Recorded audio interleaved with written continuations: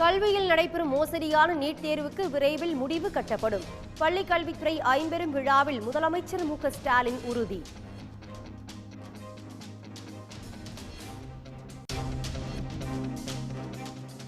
விக்கிரவாண்டி தொகுதியில் என்டிஏ கூட்டணி சார்பில் பாமக போட்டி. பாஜக மாநில தலைவர் அண்ணாமலை அறிவிப்பு.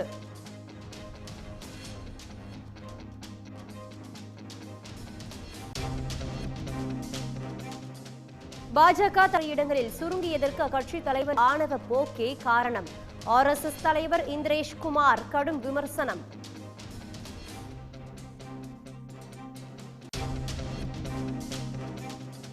அயோத்தி ராமர் கோவில் விழா தவறான நேரத்தில் நடத்தப்பட்டதா? RSS நிர்வாகி இந்திரேஷ் குமார் விமர்சனத்திற்கு ராமர் கோவில் தலைமை பூசாரி விளக்கம்.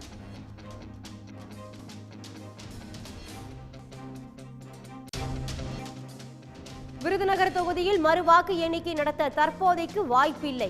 தேமுதிக வேட்பாளர் விஜய பிரபாகரன் மனு அளித்திருந்த நிலையில் தேர்தல் ஆணையம் விளக்கம்.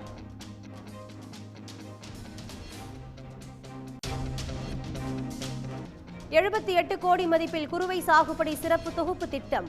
2000 மெட்ரிக் டன் நெல் விதைகள் மானிய விலையில் வழங்கப்படும் என அமைச்சர் MRK பன்னீர்செல்வம் அறிவிப்பு.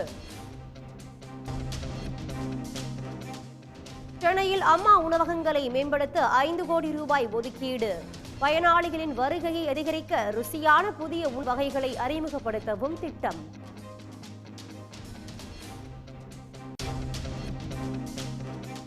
பிரபா தலைமறைவு. பிடிவாரண்ட் நிலையில் காணவில்லை என தகவல்.